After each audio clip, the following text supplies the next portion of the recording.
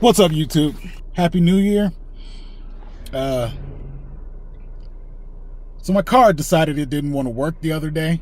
Well, first of all, me and the wife went to Walmart.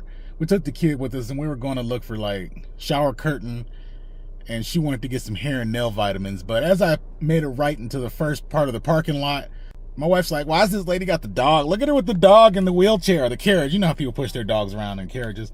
I was like, fuck the dog, look at her butt. Yo, her ass was humongous. But come to find out later, my wife was like, she was like Vietnam War old, and we were like, oh, I was like, but she had a big butt, so it had to be fake if she's that old. Anyways, as we went to get out the car to rush to go see her butt up close and personal, I parked the car, turned the key to shut it off, and the key was stuck. It wouldn't come out. It was stuck in like the B position, right?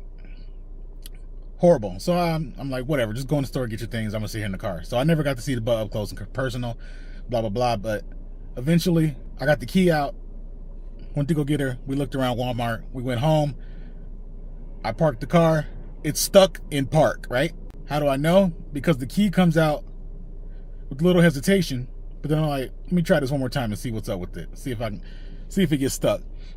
I try to put the car in gear, and it's stuck in park. So lo and behold, a little bit of research, find out that this little part right here dies on my car, basically. It's not connected. So I pull the car apart and I start to take it apart.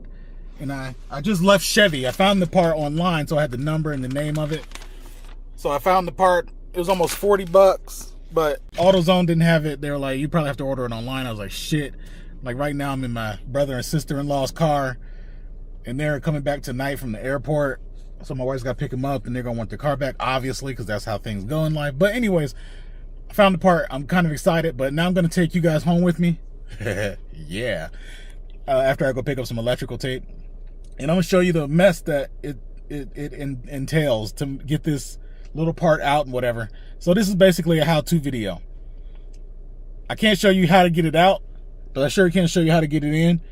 If you want to know the process that this happens to you, I'll explain a little more after I show you the process of putting it in, but just follow the steps backwards, bro. All right, catch you in a sec. If this don't, then we're gonna have to take it in somewhere. Too much stuff that's... Shh! In the car. In the car. In the car. Okay, so I'm back at the house, headed to the car that I'm fixing.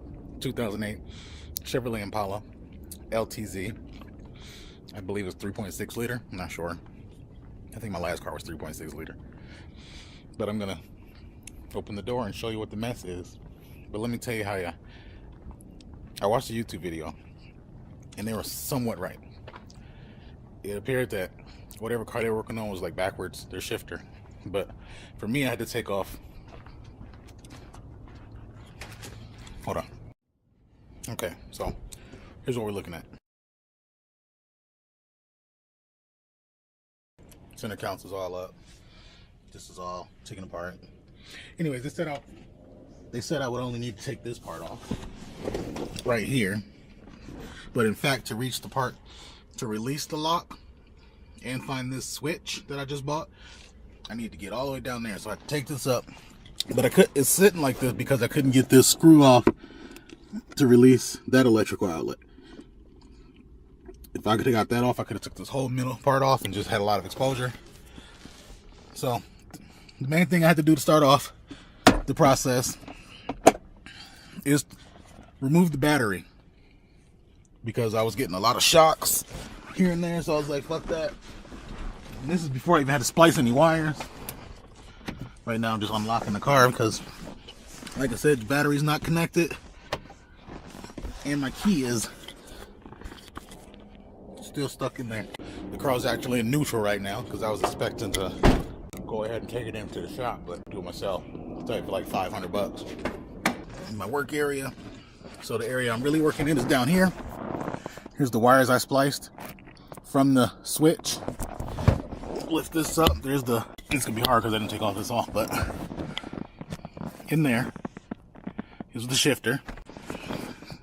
Man, shift knob's right here.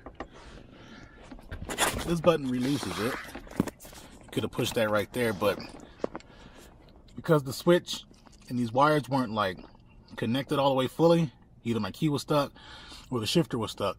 And here at the final end, it was all bad, so I just took it out, got these wires split up.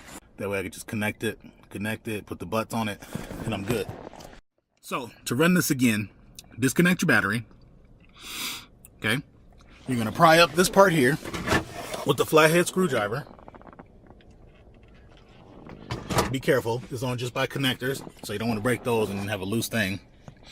Then, there's gonna be 2 screws. Right here with your shifter. One to the left, one to the right of it. And inside of your armrest, there's gonna be 4 screws. Now I had to use a little bit of brute force because one of the screws was stripped, so I just pulled that shit out. But the 3 screws will hold it down. I don't plan on reselling this car, and if I do, I'm not letting you know the VIN of it. Just know that it's a Chevy Impala. But I fixed it, so hopefully if it works, it works. But after that, if you can release that electrical socket, you can take this whole middle part off and get to work. All right, I'm gonna get to work putting it back together. Peace. This is literally the hardest part. I've got to splice 2 more. Then I'll put them together with the old wires that are already on the car. Plug this bitch in. Okay, we're down to the copper. I said I'd have to do 2 more. Come to find out it was just 1 more. But I was making the video. So, good thing I made a diagram to let me know how to hook it up. So it's gonna plug in. Just like this. This little safety thing right here is gonna go to the left. And the 3 that I did on the side, from top to bottom, will be black, green, and purple. And this one over here by its lonesome will be yellow. I'm going to use the butt connectors. I kept it long, if you notice. You don't want to cut them too short, because then what if you run out of room to splice them, or you fuck up, you know, all the things. If it can go wrong, it will go wrong. Some theorists said that. Anyways, let me show you what I mean by these wires in the colors. You got green, purple, yellow, black. Black is always ground wire. I'm assuming yellow is the hot wire today. Just gonna straighten these out a little bit, because I'm gonna use the butt connectors. And be careful with this stuff. I have on gloves just to keep me from getting my hands greasy, but copper will poke right through it and into your skin.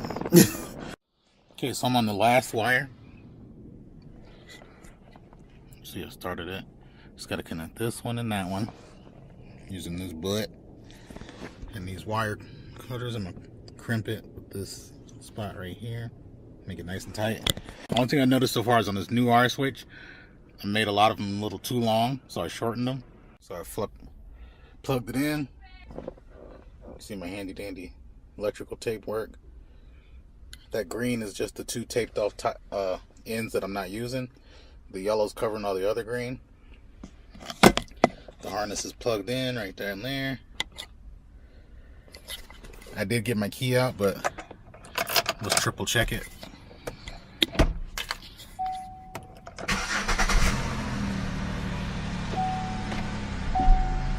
Good to go. Just like a pro. We're in park now. And the key comes out. So in the armrest, you put these screws back down. And then up here at the shifter, you got a screw here. And a screw here. And now to get it nice and firm in there. And for good measure, I'm going to go ahead and wipe down some of this gook. Now we're going to put this piece on, the cover. It goes in there. Lay it on down, lay it on down. And it should line up. You just push it down all over. Nice and snug. Same up here. Nice and snug. And then you put the shifter on. You got a car. Now to put the shifter back on, it goes right here. What it is there's a screw that goes right here and it just holds it on. And then this will push this down. Voila. Now, you just do these steps backwards and you're good. So I just saved approximately 500 bucks. I'm so glad that I was able to do this, but I'm also glad that YouTube exists because of things like this. Let's just say that it's a time to be alive. Now, I'm just thinking out loud, but it is a time. This is the time. Don't know what to say, man. I like money. Don't like giving it away. I like having it. I like getting it. So I'm going here to charge my wife $300. All right, y'all. Peace.